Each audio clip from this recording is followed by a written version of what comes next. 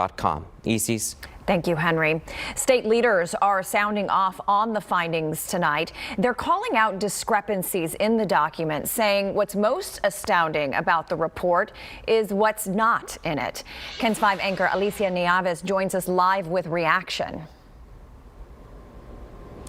EC's State Senator Roland Gutierrez, who presides over Uvalde, said most of the information in this report was already presented to members of the Texas Senate.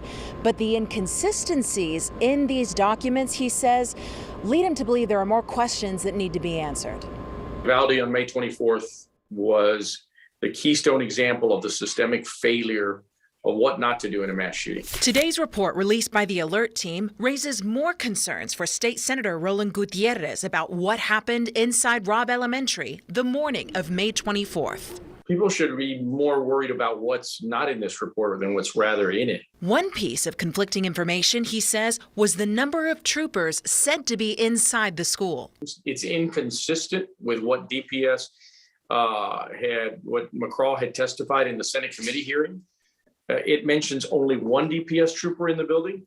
McCraw testified through my cross-examination that there was 12. Gutierrez says the new report is fueling frustrations among lawmakers and the Uvalde community. They need to tell us what went wrong and why 8 different law enforcement agencies refused to go in that room.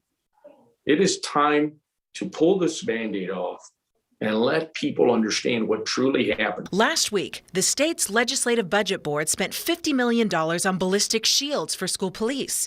But Gutierrez says officers had plenty of them on May 24th. What they really needed instead, he says, was a better form of communications. How is it that in 2022, not one radio system worked inside that school? Nobody's radio worked. It just is astounding to me. We are finding out that the governor's office for the last 7 years was notified about the faulty communication systems in the region and was asked to give them grant money, and he refused to fix that problem. Late last month, Gutierrez filed a lawsuit against DPS for documents related to the school shooting. It alleges DPS violated public records request laws for ignoring lawmakers' requests for certain reports.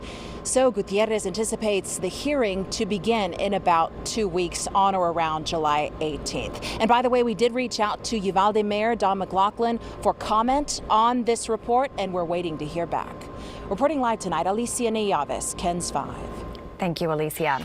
New tonight, Governor